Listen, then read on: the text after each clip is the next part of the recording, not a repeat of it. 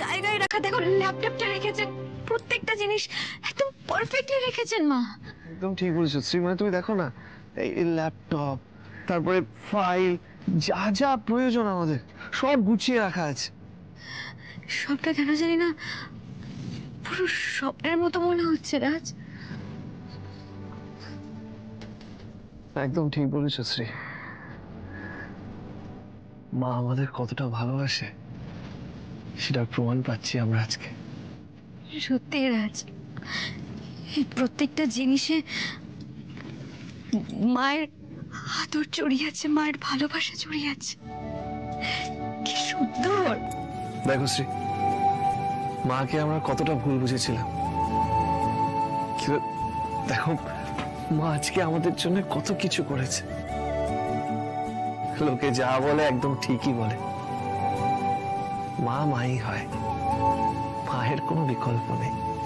একদম ঠিক বলেছো রাজ। দেখো আজও মায়ের কথা অমান্য করে আমি বাইরে গেলাম। আমি জানি ভালো কাজের জন্যই গেছিলাম, কিন্তু এদিকে দেখো আমার যাতে কোনো চাপ না পড়ে, যাতে আমার কষ্ট না হয় বাইরে গিয়ে কাজ করতে, আমার যাতে কাজ করতে আরো বেশি করে সুবিধা হয়। ঘরটাকে কি সুন্দর অফিসের মতো সাজিয়ে গুছিয়ে দিলেন, তাও আবার মা এত সুন্দর করে সাজিয়ে দিলেন রাজ।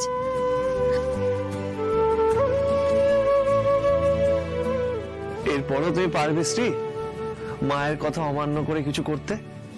না রাজ, মায়ের কথা কিন্তু আর অমান্য করা যাবে না।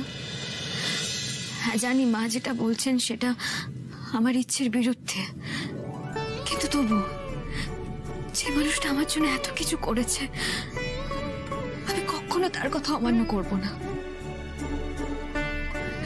আমি আজ থেকে এই ঘরেই থাকবো।